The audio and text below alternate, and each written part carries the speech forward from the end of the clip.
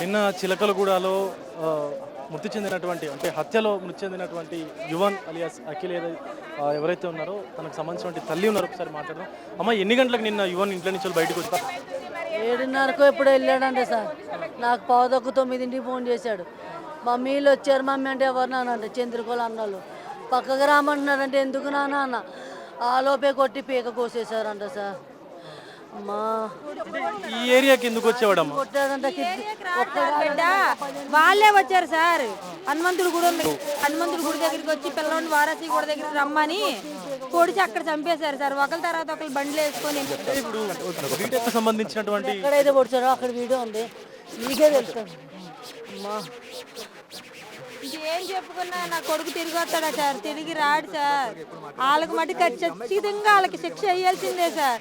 ఆ అమ్మాయికి భయం చెప్పుకోవాలి సార్. మేము వద్దన్నాం కూడా సార్. అంటానంటే ఆ అమ్మాయి వాళ్ళతో మేము మాట్లాడాం సార్. ఏమీ లేదయ్యా, మా బిడ్డ ఇంకా చిన్నపిల్లాడు, మీ పిల్ల చిన్నపిల్ల, తర్వాత చూసుకుందాం సార్. వాళ్ళ కాళ్ళు కూడా మొక్కాం సార్. మీ పిల్లని మీ దగ్గర పెట్టుకోండి అయ్యా, మా బిడ్డను మా దగ్గర పెట్టుకుంటాడు. అది ఖర్చు పెట్టుకొని దాని బావ, ఆడి మేనల్లుడు కలిపి నా కొడుకుని చంపేశారు సార్. కలిపే చంపేశారు సార్. ఆ అమ్మాయి కూడా రికార్డింగ్ మా బావ చంపేస్తాను అన్నాను నిన్న కూడా ఆ పిల్లోడికి మెసేజ్ పెట్టింది సార్. వాళ్ళు అన్నారు సార్, పగబట్టారు, చంపుతా ఉన్నారు, అట్లానే చంపేశారు సార్. అసలు న్యాయం కాదు, ఊరి శిక్ష కంపల్సరీ వేయాలి. ఒకసారి ఎప్పుడు నిన్ననే మాట్లాడండి. నేను పనికి వెళ్ళి వచ్చినాను సార్. పెరుగులో చక్కెర వేసి తినిచ్చి మా ఇంటికి వెళ్ళిపోయినా సార్. వీళ్ళింట్లోనే ఉంటాడు సార్. మా చూస్తూ ఉన్నాము, యువన్కి సంబంధించినటువంటి తల్లి మాట్లాడుతూ ఉంది. నిన్న సుమారుగా 7:30 గంటల సమయంలో అందరూ కూడా దుండగులు వచ్చేసి దాడి చేసేటువంటి సమయానికంటే ముందే తల్లితో మాట్లాడినట్టు కూడా చెప్తా ఉన్నారు.